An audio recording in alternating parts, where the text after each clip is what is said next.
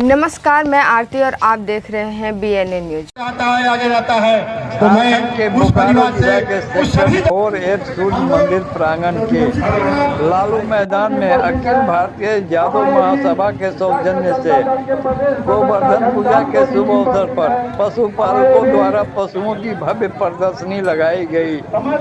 इसके साथ ही कुश्ती प्रतियोगिता का भी आयोजन किया गया। इस कुश्ती प्रतियोगिता में युवा पहलवानों ने जहां अपनी कला का प्रदर्शन किया, जिसमें हजारों की संख्या में बोकारो जिला यादव परिवार के गण्यमान लोग एकत्रित होकर दंगल प्रतियोगिता का आनंद लेते हुए अपनी उपस्थिति दर्ज कराई। वहीं यादव महासभा द्वारा आयोजित गोवर्धन पूजा के शुभ अवसर पर मुख्य अतिथि के तौर पर विधानसभा के विधायक मनोज यादव उपस्थित होकर युवा पहलवानों का हौसला बुलंद किया और ज्यादा समाज को एकत्रित करने की सलाह दी। आइए नजर डालते हैं लालू मैदान से मिली इस खास गोवर्धन पूजा की विशेष रिपोर्ट पर।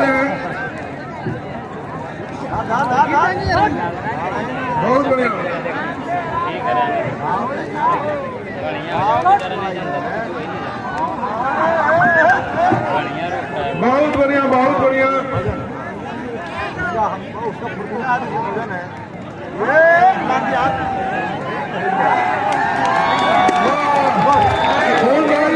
हासिल करते हुए संकट मोचन पहलवान अखाड़ा का नाम ऊंचा करते हुए मोहन यादव, बंटी यादव भी बहुत बढ़िया।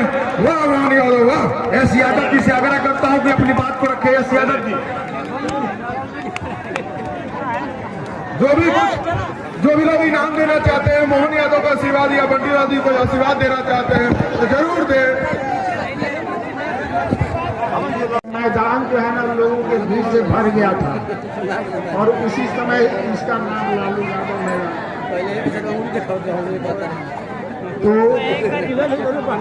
हम कहना ये चाहेंगे, आज अखिल भारतीय यादव महासभा बोकारो इकाई की तरफ से आयोजित गोवर्धन पूजा किया गया है। इसके लिए इस नहीं कहेंगे कि हमें एक रहना है और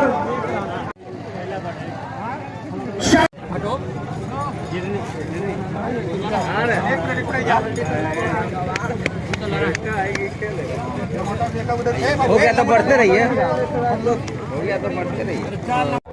तुम्हारा फोटो गारंटी। हाँ,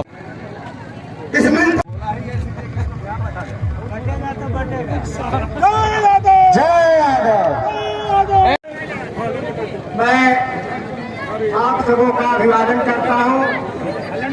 आपने मुझे इस पवित्र स्थल पर, इस पवित्र आयोजन में आपने आमंत्रित किया। इसके लिए मैं आपके प्रति आभार व्यक्त करता हूँ और धन्यवाद देता हूँ। और फिर जिन लोगों ने मेहनत करके, जैसा कि सुनीता जी ने बताया कि लगातार 1 महीना से मेहनत करके आप लोगों ने क्या सफल और सुंदर आयोजन किया, उसके लिए मैं तमाम उन भाइयों को बहुत बहुत बधाई और बहुत शुभकामना देता हूँ। आज गोवर्धन पूजा का दिवस है। आज हम भगवान श्री कृष्ण को याद करने आए हैं। गोवर्धन पूजा जिस अवसर पर हुआ थे, हम भी जानते हैं कि जब इंद्र भगवान के अहंकार को तोड़ने की बारी आई तो भगवान श्री कृष्ण ने अपनी उंगली से गोवर्धन पर्वत को उठाकर तमाम ग्वाल की यादव समाज की रक्षा की थी। और हम इस राजनीतिक युग में, इस सामाजिक युग में, हम यह डेमोक्रेसी का युग है। हम लोग पूरे यदुवंशी समाज, सामाजिक न्याय के लोग हैं, राजनीतिक भाषा में सामाजिक न्याय के लोग हैं।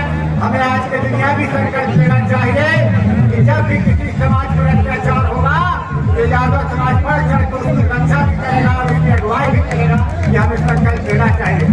आज यादव समाज हम किसी यदुवंशी समाज से आते हैं, किसी भगवान के यदुवंशी समाज से आते हैं, हमारे लिए भाग की बात है। हमारा इतिहास गौरवशाली है। आज वर्तमान युग में भी आज भगवान श्री कृष्ण की पूजा हमारे देश में नहीं, विदेशों में भगवान कृष्ण की पूजा होती है।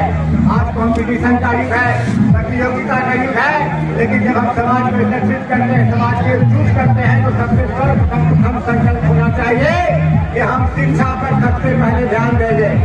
सबसे पहले हम जब भी समाज के लोग जुटे तो यह संकल्प होना चाहिए कि शिक्षा पर हम ध्यान देंगे। और उसके बाद जो आज का युग है, चाहे खेल का विषय हो, चाहे ज्ञान का विषय हो, विज्ञान का विषय हो, यादव समाज में अपने पुरुषार्थ और पराक्रम से ये बताया है कि हम किसी से कम नहीं। चाहे भारत और चीन की जब लड़ाई हो रही थी युद्ध में, रेजांगला की धरती पर 120 शहीद जवानों ने सीने पे गोली खाया, लेकिन किसी रेजांगला की धरती पर चाइना को मुफ्त खानी पड़े। उनके बहादुरी और पराक्रम का इतिहास हमें याद करना चाहिए। हम ज्यादा समय नहीं लेते हुए हम फिर पुनः यही कहना चाहेंगे कि हम सबको या समाज को, चाहे हम किसी दल के लोग हों, हमको लेकिन हम सामाजिक रूप से एक है। जब समाज की बात हो तो हम एक है।